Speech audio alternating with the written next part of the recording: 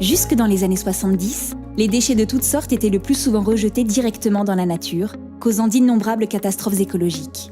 Monsieur Bertrand Gontard, alors directeur d'une usine appartenant à la Générale des Eaux, décide de s'attaquer à ce problème en créant un nouveau métier, le traitement des déchets industriels.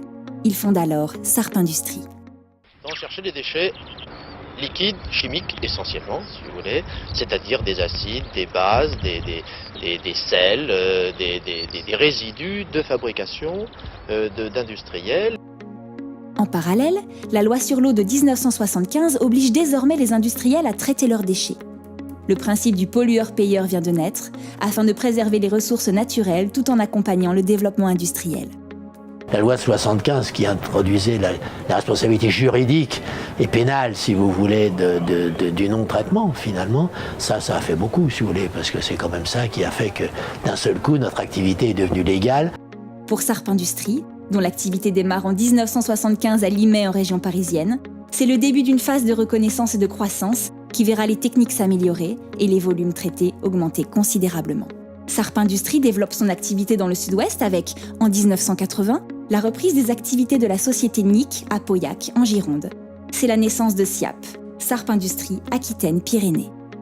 Sarp s'est mis à gérer la partie Pauillac. À cette époque, l'usine de Pauillac traite principalement les déchets issus de la raffinerie Shell.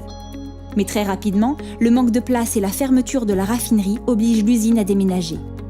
En 1986, c'est la zone industrielle et portuaire de Bassins qui est choisie. L'implantation de SIAP aura demandé beaucoup de ténacité et l'appui de responsables politiques convaincus par ce projet. Nous avons eu l'appui du maire à l'époque, qui était M. Etourneau, qui nous a vraiment aidés, parce que sans lui, c'était quasiment mission impossible. La salle du conseil était occupée, la rue était occupée, un registre de pétitions extrêmement fourni. Et la majorité donc, du conseil à laquelle j'appartenais résolument a voté, malgré ces pressions, favorablement parce qu'on était convaincus du bien fondé du projet. Avec un arrêté préfectoral de 40 000 tonnes, délivré le 19 mai 1987, SIAP s'installe sur les terrains du port de Bordeaux à Bassins, sur l'ancien site de stockage des établissements chimiques d'Aubervilliers. S'ensuit une période de grands travaux qui durera 2 ans.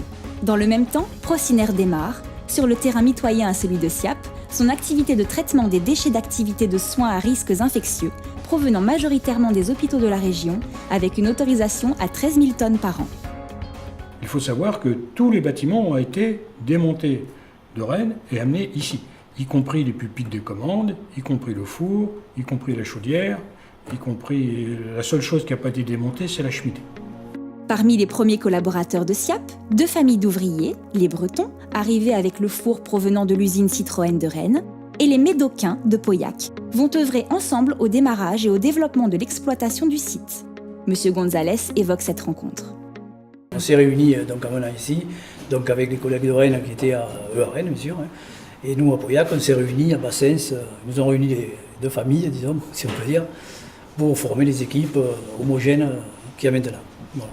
Le 29 septembre 1989, c'est l'inauguration officielle. L'usine traite alors 4 tonnes de déchets par heure. C'est le début de nombreuses évolutions qui rythment la croissance de SIAP. 1995, premier changement de chaudière, démarrage du traitement biologique. 1996, ajout du traitement des fumées par voie humide, certification qualité ISO 9001.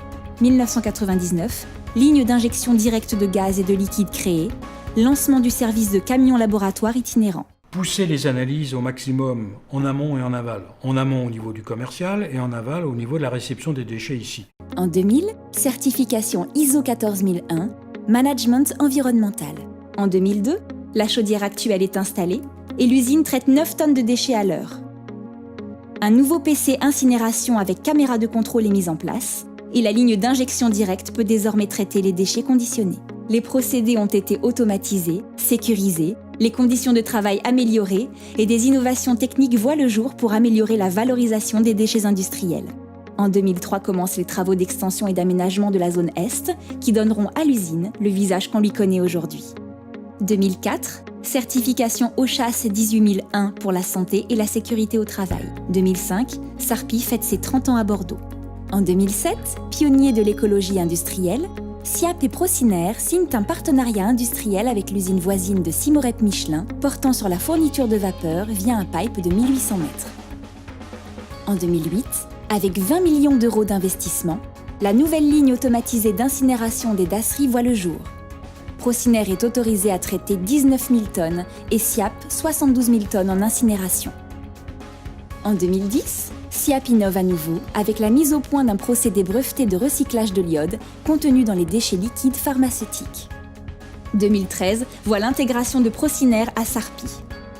En 2015, la fusion de SIAP et de Prociner est actée et Prociner obtient la même année un arrêté préfectoral d'extension à 40 000 tonnes avec plus de 3 millions de nouveaux investissements pour rendre cette ligne d'incinération polyvalente. En 30 ans, SIAP Prociner est ainsi devenu un site industriel polyvalent et multifilière, capable de prendre en charge et valoriser tout type de déchets industriels, de toute origine, de quasi toute nature et dans tous les conditionnements.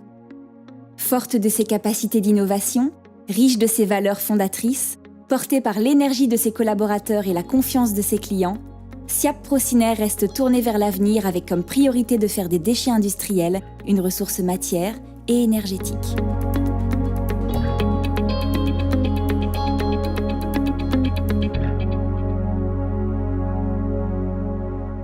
Et bravo à vous, au nouveau. Voilà, c'est vous qui faites le développement technologique, qui faites l'avenir. Alors, c'est bien. Voilà. Continuez.